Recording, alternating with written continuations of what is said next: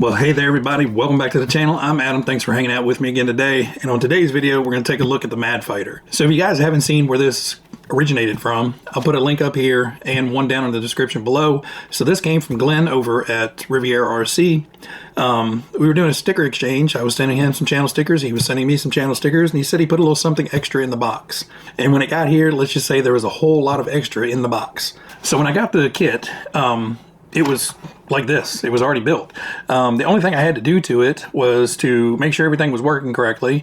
I had to take out the driver, well actually I had to put the driver figure together, paint him up, and then I actually painted the roll cage of it because it was just this is not painted, this is the camel yellow color that it kind of comes in. So the roll bars were all the same yellow and it just looked lacking, I guess. So I painted the roll bars all the way around, and I think it was the aluminum, I don't know, I'll put it down here.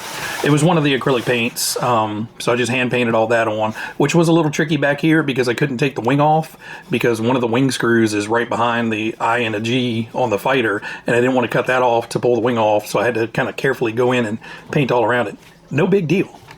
It was well worth the little extra time and effort, and I did paint. So this one was weird. The driver figure in the manual shows a different paint job than what's on the box art, and the one in the manual actually has more detail, so I painted it up to look like the manual. So basically it has a big yellow V from shoulder down to his stomach area, and then it has the red on his shoulders and then white for the rest of the suit, a yellow helmet with the black rim around it, kind of like normal.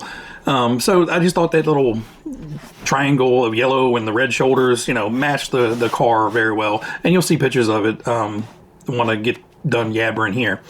But the car came fully ready to run, came with an ACOMS Technoplus controller, so this is a little odd for me. It's been a long time since I've driven a car with sticks.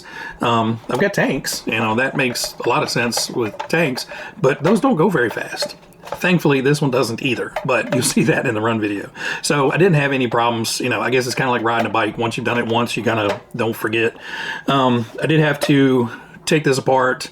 One of the terminals had corroded a little bit internally. Was no big deal, just a quick sanding. So this one is interesting.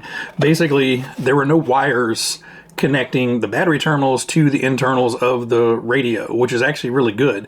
There's two big solder pads on the board, and then there's two little bent pieces of metal that connect, you know, the left side and the right side of the whole battery array, and those little bent pieces come up and contact those solder pads. So if your battery terminals are completely corroded in one of these, your board is probably still good because there's no wires to siphon up the corrosion.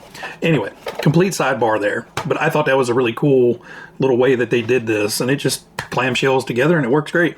I really like this radio. I had zero glitches out of this radio, even inside, you know, making sure everything ran right. A lot of times when you're inside, you'll get a lot of like jittery and action out of the servos.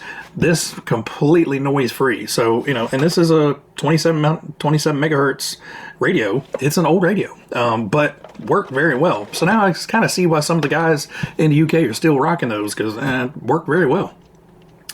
But anyway, I am super stoked with this buggy. We took it fairly easy on the run. I didn't take it on a track. You know, the car is still almost mint all the way around. And the other reason is I did not want to roll it and bash it around much.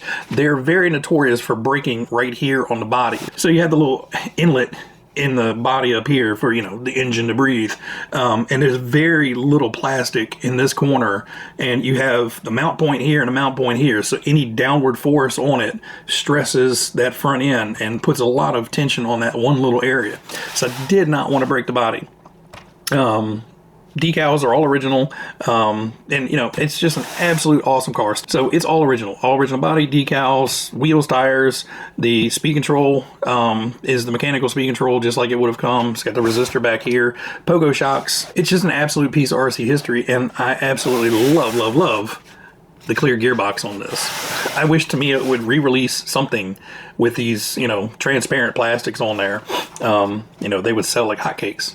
Anyway, we are going to go outside and run it, which I already have because I'm re-recording this because I lost part of the footage. seems to happen.